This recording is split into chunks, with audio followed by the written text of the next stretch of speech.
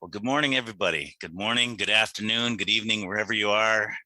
Welcome, welcome, welcome, and thanks to everybody who took their time and their energy to strap this thing together so that we could all be here. I'm thinking my reception, I'm looking really slow on my camera, like I'm moving slow or something, but I'm thinking that, I'm just going to do this. And if you need to shut me off or whatever, I don't want you to miss my Renoir though, here behind me. With Zoom, we've always really wanted to work hard at our background. So some guy down in the corner sold me this Renoir for $10. And I thought that's a hell of a deal. So I've got this behind me. He lives in a tent, but he needed the $10 probably more than I needed the painting, but I needed something for you guys today for Zoom. So you get to admire my Monet or Renoir or whatever it was he said it was. It's nice. So I got a pretty daunting task here, really, to go first with my friends and my mentors and my like we have this collegial relationship where we bounce stuff off of each other. And I just want to quickly say, I don't think Charlie and Chris and Peter, I don't know if he's here yet, know in any way, shape, or form how much they've influenced me, my recovery, my sobriety, by virtue of these messages that get passed along on recordings and tapes. And since that time, they've become my friends. And I so enjoy the continuity of our relationship over all of these years, getting sober and maybe a little less violent about it and all that kind of stuff. I really enjoy that part of being sober. There's much more peace in my life. Hey, Chris, there's a lot more peace in our life today than there used to be. And I want to share some of that with you because we're talking about a treasure map. We're talking about, it was a very interesting sort of topic arrangement that we were going for here, and it was the people that pulled the Fellowship of the Spirit conference together that came up with this idea, and it's a wonderful idea. And I hope that if there's anybody new here today, is that you can get drawn in by our energy, because sometimes it's going to sound like we're talking a little beyond not drinking, but we're not. We're really talking about this insidious disease, the mania that comes along with being an alcoholic and an untreated alcoholic, and how we can discover some form of resolution around that and enjoy a life. And there's a journey there, and that journey is like seeking, and we're seeking the treasure. And I think that it's hard not to sort of examine a little bit about what that is, have a conversation about what that is. But you need to know a little bit about me. I drank like an alcoholic. When I started, I couldn't stop, and I couldn't stay stopped. It's just, I had lots of reasons in between my first drink and my last drink to stop, and I just couldn't do it. When I was actively participating in my own drinking life, crime and violence and all kinds of insidious behavior became just a normal way of life to me. And our book tells us that our alcoholic lives seem like the only normal. And going to prison and being on parole and all that stuff was just normal. Having that calamity and that stuff, court dates, it's not unusual for me to wear a jacket and tie. Although that's just why they don't stay on long. It's the only time I ever wore that stuff. But so that was my drinking life. And I come from alcoholism. I come from a home that was wrought with violence and fun and dancing and music and cops and beatings. And that was the home I was raised in, this Irish Catholic home. And I wouldn't change it for the world. Now, that's after conversations with Sandy Beach. That's not when I first got sober. I was a poster boy for the Children's Aid Society, and you guys were all patting me on the back, you poor thing. And as a great big 220-pound man out of prison, I really liked your compassion and your affection. So I even beefed it up a little bit about how crazy it was. So that stuff has all changed. And that's why when we're talking about this stuff so many years later, it's coming from a perspective of what I used to know, which is pretty much all wrong. My current agnosticism, which is just stuff I haven't found out wrong yet, and the stuff that I'm sitting today thinking about tomorrow that's going to be wrong too. And I spend every day spiritually just trying to discover what old ideas I've been wrong about. And it's how I get to this place where there's not a lot of conflict, there's not a lot of disorganization in my life. Other people around me would say that's ridiculous, but I'm telling you, in spite of all the opinions around me, I am in love with Alcoholics Anonymous. Before we go any further, I just want to talk really quickly about something that we're talking about the fellowship of the Spirit. I saw Alice pop on here, and I saw Donna J on here a little while ago. And I just want to say to you too, and if there's anybody else here that was there that day, last Sunday, I told Ali this when we were just talking. I said, last Sunday was probably my best sober Alcoholics Anonymous day since the pandemic began. And Alice and a crew of folks came up from the Bronx Big Book Study crew, and they got an Airbnb here in Toronto, and they put on a beautiful gathering for us. And we sat in the afternoon, on a Sunday afternoon, a week ago tomorrow, and we cried together, and we laughed, and we smiled, and we hugged. And I'm going to start crying now, right? I hadn't been around you at all. That was only my second event. You know, Jane and her husband had us up to her place, and that was a beautiful experience. And a couple of weeks later, I'm with these folks at this Airbnb. I need you. I need to be with you. I'm a dyed-in-the-wool big book guy. I love Alcoholics Anonymous. I love the 12 steps, but I need to be with you. I can't do this alone. I need to be with you. And we felt that in that room that day. You look around the room, and they were hardcore big book guys. We read a little paragraph out of the book and then spent the next 2.5 hours talking about how in love we were with this power and this fellowship. It was unbelievable. And all this from the bottom of my heart, I want to say thank you. And Kevin, we missed you. Your name came up a lot. Mostly making jokes about you and shit, but it came up a lot. So but it was important for you to know that. I really quickly here is what I want to do is if you don't believe, and if you haven't had this experience, I really want to sort of encourage some level of open-mindedness.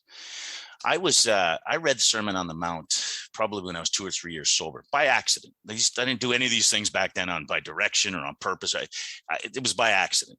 And I read this little paperback book called the Sermon on the Mount, and I thought, what a good book.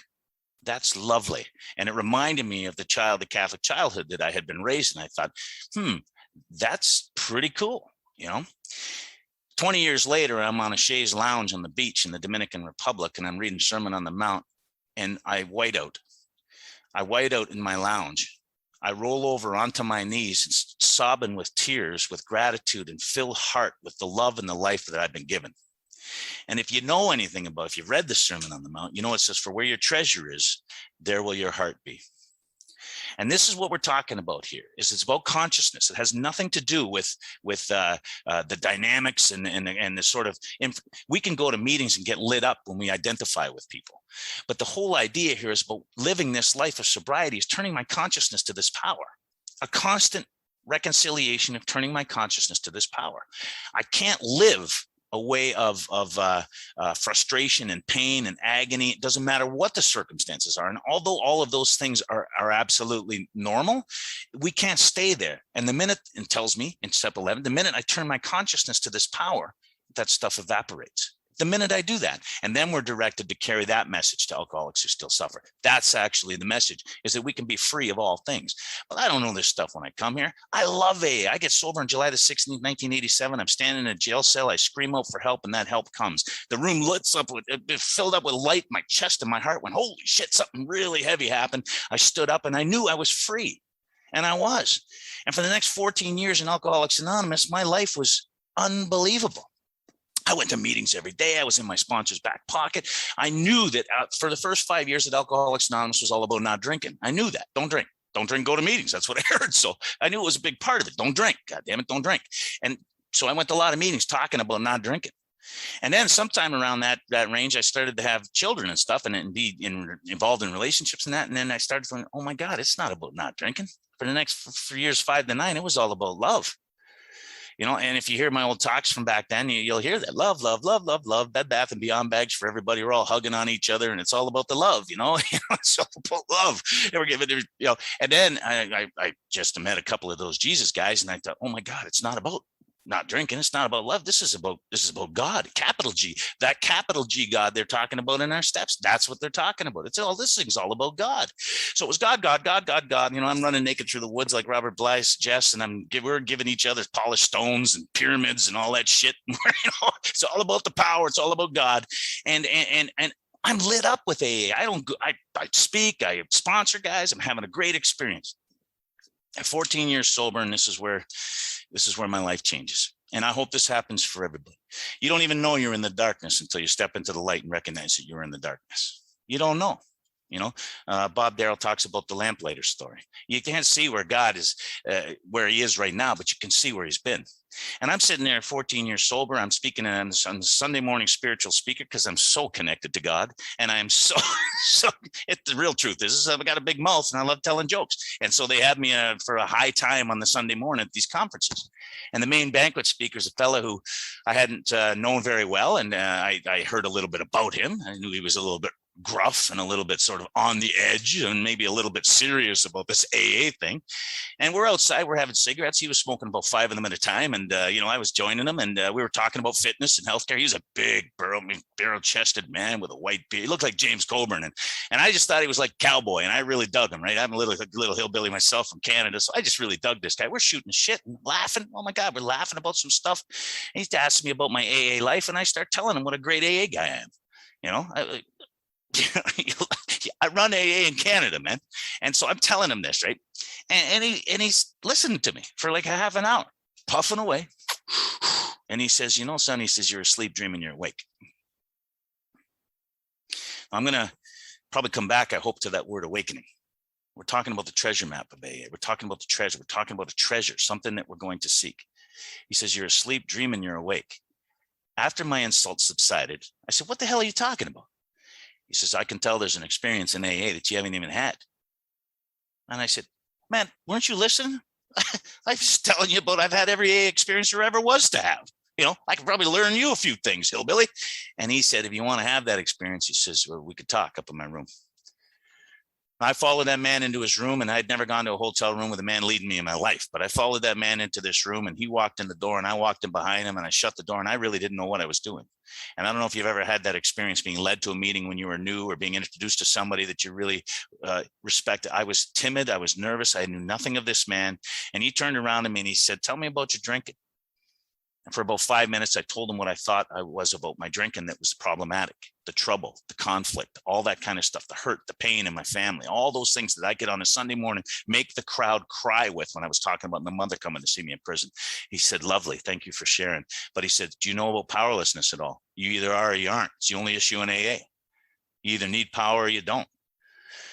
After a brief conversation, I was qualified in Alcoholics Anonymous for the first time in 14 years of sobriety. Nobody had ever qualified me as an alcoholic. You let me sit there, you let me talk, you let me whine, you let me bitch. And when in Rome, I did as the Romans did. I did exactly the environment and the culture that I lived in was exactly what I did. I went to 12 and 12 meetings every single day. My home group was a 12 and 12. We sat around and read and talked about the steps every single day.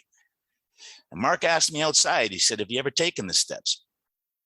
And I said, well, of course I have. I'm 14 years sober. I belong to a 12 and 12 meeting. We read the steps every week. He said, ask you if you studied them. Have you ever taken them? And I had to say, no, I don't know the answer to that question.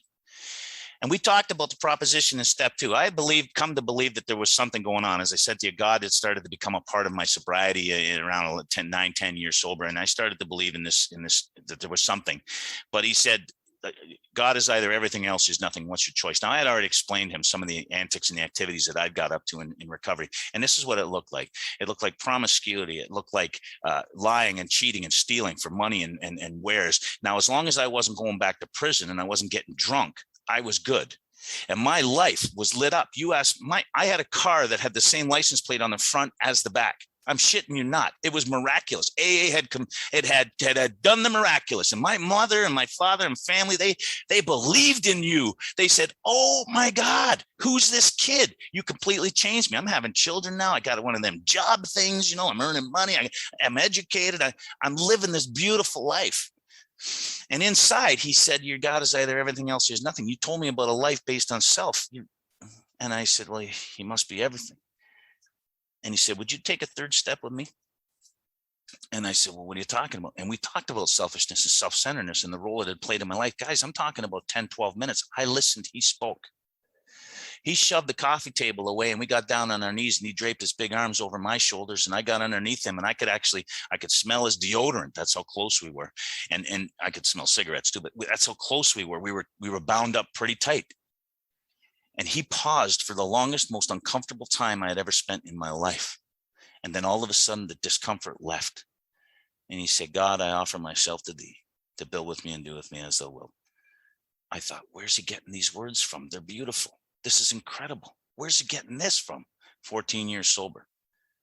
The culture I was in, the climate I was in, the area I lived in, there was no big books around. And if there was, I walked into a big book meeting by accident and we read a story in the back and talked about our identification. That's it. That's it. And he recited the third step prayer and he stayed on me for a couple of seconds after him. I mean, major, uncomfortable, beautiful, unbelievable pauses. And something happened inside of me. And when we stood up, I was a different man than I was when I got on the floor. And he put me in inventory for the first time. I'd done an inventory in Alcoholics Anonymous out of the big book. I'd looked at some of that stuff in the 12 and 12. I wrote down my life story at some point. None of it had to do with anything. But there was no directions to take a fourth step. And he pointed me to the directions. A short time after that, I clarified that things were going the way they were meant to be going. And that was the last time I spoke with Mark Houston. And my life had changed, bang, just like that. Now, I don't know why I get asked to sort of come here and talk about that, but I want to talk very quickly about what happened in that experience. For 14 years, I sponsored a stable of guys, and this is why it's important. And I spent 14 years solving their problems. I was a guy who robbed, stole, lied, and cheated. I'd never been in a solid relationship, not even in prison. I had had all kinds of sort of difficulties in my life on my willfulness and all that kind of stuff. But guys, grown men would call me and ask me my advice, and I'd give it to them. Anything you ask, men asking me, where should my children go to college? I'd come up with some bullshit answer because I thought that's what we were supposed to do. And for 14 years, my answer machine was full of questions that I would answer, one right after the other. Total dictation, total control over your life. If you didn't do what I told you, I fired you, God damn it. It's like, you stay away from her now. She's brand new in this program. You don't stay away from her. We're done. That kind of stuff. And guys, gals, it was exactly the way it was all around me. There was no program. There was no 12 steps. There was no treasure map. There was no information about a destination, getting anywhere. Not drinking was the objective. So what happens is I go through my life, living that life and experiencing that life and meeting some of you. And when my life turned around, I went to all these guys that I sponsored and I said to them, we've been shortchanging here. There's something much more here than I think we were exposed to. And most of my guys left. They weren't even alcoholic. I pulled them in and kept them in with goodwill. That's what I did. I saw, I solved their problems. I became their mentor. None of the guys that go to meetings or help anybody else. Nobody sponsored anybody. There was none of that stuff going on. I was the king of my fiefdom. That's how it was. And I was that guy in Hamilton. I was that guy that you got a rough edge, you're a little bit tough, a little bit incorrigible, send them to Marty. And I was that guy. And some of these guys would not drink anymore, but most of them weren't even alcoholic to begin with. And my ego constituted a massive array of self-fulfillment from that, believing like I had accomplished something indeed miraculous. And Mark picked it up in my talk. I move into this sort of process of these 12 steps, which is truly the treasure map. The treasure map is the 12 steps. They happen to be contained in our big book. But the real treasure, and the real, because I want to talk about the destiny. We know that the treasure map is the 12 steps. As we laid before us, is we can follow these directions and we will get to a destination. And we know that the destination is transient. We know that there's no landing spot where we're all done. We know this. But here's really, in my estimation, the objective. Now I'm 34 years sober, 20 years post-experience. I've had all kinds of life experiences because I'm 57 now. So in that, I lose my parents. I have sick children, addiction on the streets, suicide attempts. I have a daughter right now who's got brain cancer / lung cancer, who's going through treatments. And I've got grandchildren. I've got this life that's so full. I have a career that I absolutely love. I'm out there with the folks in the tents and I'm loving every minute of it. I wouldn't have it any other way. My life is full. It is so beautifully and wonderfully full. But the minute that I turn my consciousness away from God, willfulness comes in. And I don't know how long that can last. It can last sometimes for 2 minutes, or it can last for 2 days. In spite of my disciplines, in spite of my desire and you hear about people all the time that go on their knees and they don't feel connected. That happens to me too. You know, we are not inspired at all times. If we believe that, crazy shit's going to happen in our lives. We need to be constantly driven back to the need for God. And so this consciousness, turning my attention to God, is what's always set me free. And I told you guys about, many of you have heard it, I'm not going to go through it, about getting the information that my daughter had tried to commit suicide. She hung herself in her apartment when I was driving to my meeting that night. And I went into an absolute rage and I smashed everything in the front seat of my car. And what happened was my consciousness turned to God, and all of that stopped. All of that stopped. And I became useful. Was I in pain? Absolutely. But I became useful and I became free. Does that make any sense? Pain does not indicate a lack of freedom. Pain indicates an indication of life, that I'm actually human. And you have to know that at 19 years old, in a holding cell in Milliam Penitentiary, they diagnosed me as sociopathic. They didn't think they kept me in the SHU for a long time because I didn't play well with others. The SHU was a special handling unit. Two reasons. One, I was a kid. And secondly, it was like, I didn't play well with others. And now, all these years later, I've got this fulfillment coming inside of me about love and care and compassion for other human beings. And so turning my consciousness to God becomes the objective. It is what I seek. And where is it that we seek that? Where is it that we seek that? Deep down inside ourselves is where we seek that. Our lives are blocked and obstructed by pomp and calamity and worship. Pomp is thinking I know shit I don't know. You know, that's why what I know yesterday doesn't mean anything. And calamity is the trouble, the crisis that gets dropped on your plate, and you make big deals out of everything, when in fact, I don't know what difficulty you're having today, but I challenge people with this all the time. I want you to go back to November the 20th, 2020, and tell me what was going wrong that day. And 99% of you won't be able to remember it, but God damn it, it was terrible. You know, it was terrible. It was life-changing, but you won't be able to remember it because here we are. Our consciousness gets changed. And I'm sitting here today, and these elements and these things that I'm talking to you about are yesterday. My daughter Dana was, a week ago Sunday, found out that she had tumors in her lungs. She's got lung cancer too, on top of her brain cancer. Don't tell me about the power of this program and the power of these steps and the power of this God that I've been connected to. You can't. Because the minute that I'm there for my daughter, she weeps in my arms. We ask what we can do. We ask how we can be of service. How can we help? What can we do? And then I turn my consciousness to God and say, hello, God, I need you here. I need you here. And all of a sudden, things become somewhat okay. And again, if you know me, you know that I get up in the morning, I do my thing, I go to my work, I come home, I got a little puppy dog, I got a family. Sometime I'll jump on a Zoom, and like Kevin said, or no, I think it was Ali, I don't take a whole lot seriously anymore. And I don't think it's because I'm mental, because part of me thinks sometimes that there's something wrong with me, because you're all pretty funny. I mean, I try not to laugh when you're telling me some really painful stuff. I try. But here's the problem, is that I know that in your darkest hour is when the most grace is going to come flooding into you. I know that. And I'm so enmeshed in that I think to myself, oh, you're going to be okay.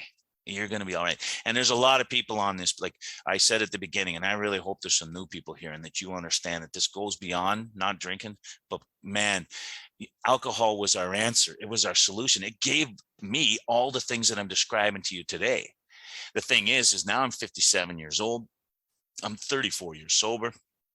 I am knee deep in Alcoholics Anonymous, and I look down and see if Ali was just sending me a message that my time's up. So I'm in this program and many of you have met some of the guys I sponsored.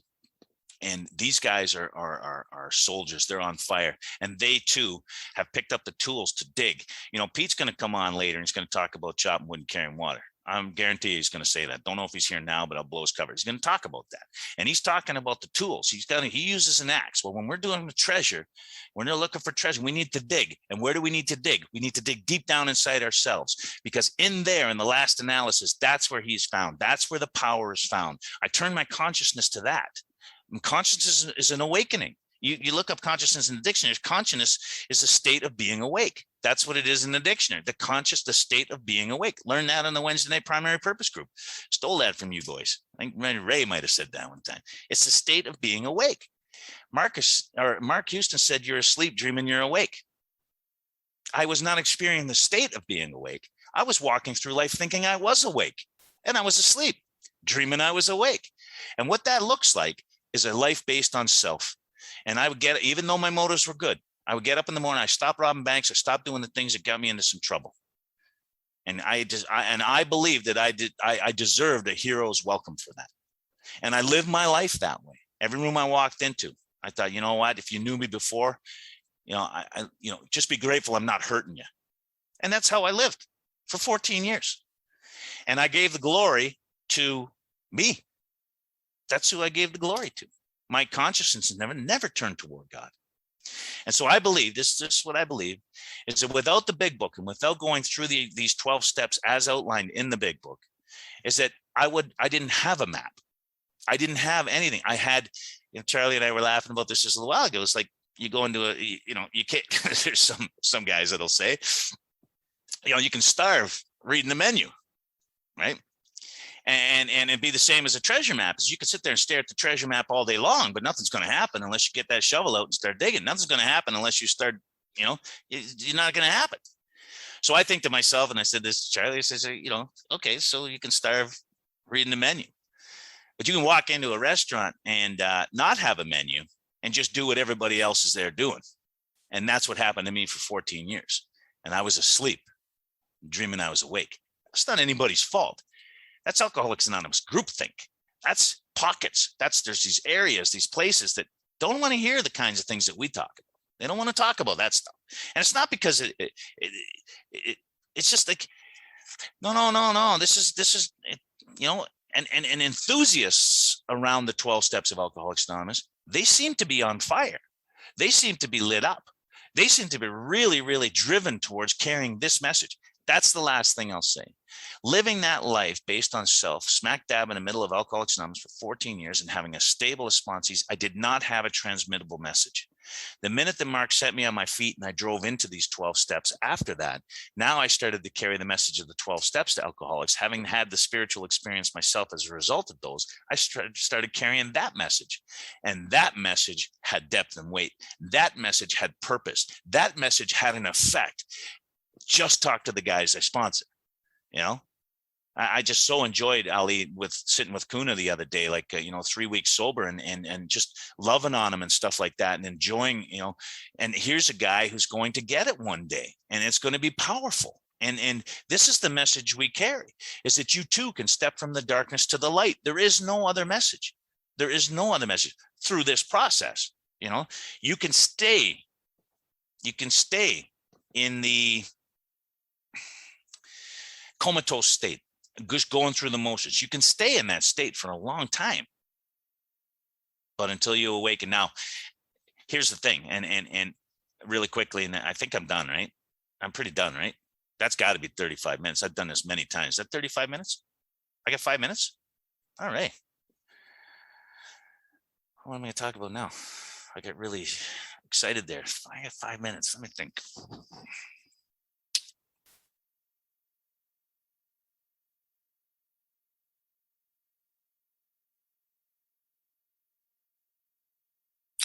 If you look, okay, give me 2 seconds, okay? On page 13 and 14, I don't know if any of you brought your book to the meeting today. I know most of you are at home, but. So if you look at this and it says, there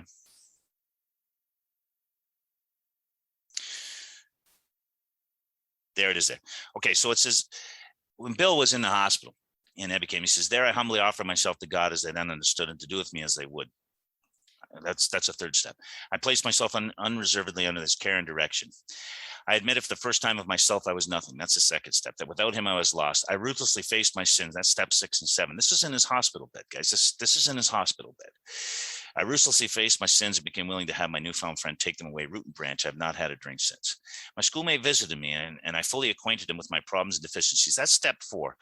We made a list of people I had hurt toward or felt resentment. That's steps 8. Okay, I expressed my entire willingness to approach these individuals. And so his willingness to approach was still step 8. I was to write all such matters. I was to test my thinking, the God consciousness within. Step 10, common sense that would thus become uncommon sense. I was to sit quietly asking only for direction. That's steps 10 and 11. the strength to meet my problems as he would have me. I was to test my thinking by the new God consciousness within. This is in his bed. This is laying in his bed. The substance alcohol, he had been separated from the last time, and I think it was 2 days. I think it was 2 days, 2.5 days that he was actually clearing from this. And this was his experience. Now, we talk about this a lot when we're actually looking at the book, but in reflection, he's looking at how this happened. I don't think he's setting in accordance. Don't think that he thought that 50, 60 years later, 70 years later, we were going to have to clarify for people that these steps were meant to be taken. I don't think he figured that that the steps were going to be meant to be a year and a half. I don't think he thought that. I think when he was looking back and someone said, "Holy shit, Bill, you're a drunk, you're a piss tank. How did you get sober?" And he said, "There I humbly offered myself to God." And as I understood him, and this was in his hospital bed. Ebby came alongside of his bed. He told him about his deficiencies. Ebby wrote him down because his hands were shaking too bad. The whole thing happened right there. And that night, he had his barn burning, profound spiritual experience. He didn't have the experience and then get sober, like sober in the head. He had not been drinking, did this stuff, and then had a profound spiritual experience. And then he said, I was to test my God consciousness within. He said about his life with a constant desire to turn his consciousness to God. And if you know Bill Wilson, if you've been in his house, you've seen his writings, you understand what selfish and self-centered looks like. And now all of a sudden, he's going to turn his God conscious. He's going to turn to God consciousness. And this is what happens with me, is that when stuff comes up, even this stuff isn't easy for me. I mean, it might not seem like that, but it's not easy for me. So I know that I'm speaking with some of my closest friends and some of the best speakers I think are in Alcoholics Anonymous, but I'm getting nervous about this. So yesterday I asked God, take this from me and just get me involved in some helpfulness. And it happened. And then I get up this morning, I was actually free. I said that to I think I told Ali that. I was like, man, I was struggling with, what are we talking about here? The treasure map. What are we talking? And all of a sudden it was like, oh my God, I got 35 minutes. I could talk about the color green for 35 minutes, So it's like, I'm really, really happy that all of you are here. I am so looking forward to spending the rest of the day with everybody. I wanted to set a foundation here today. I wanted to try anyways to set a foundation here where we talked about a couple of things: the need for power, accessing that power, and the support that we had and the intervention we had from a guy like Mark and people like him. Some of you guys on here are like him. We venerate these people, and it's very important for us to never forget who impacted our lives. But I got to tell you, you're that guy now. You're that girl. You're that woman. This is the message. You're carrying it. You don't have a clue. And how many people here on Zoom have said that? Man, I heard something 16 months ago on Zoom and it changed my life. You're that guy, that gal, and you're charged with that responsibility. And I want to thank you guys so much for believing in me enough to ask me to come here and spend the morning with you, the afternoon. I'm looking so forward to everybody. Thanks, guys. Thanks from the bottom of my heart. Thank you for my sobriety and my life. Thank you, thank you, thank you.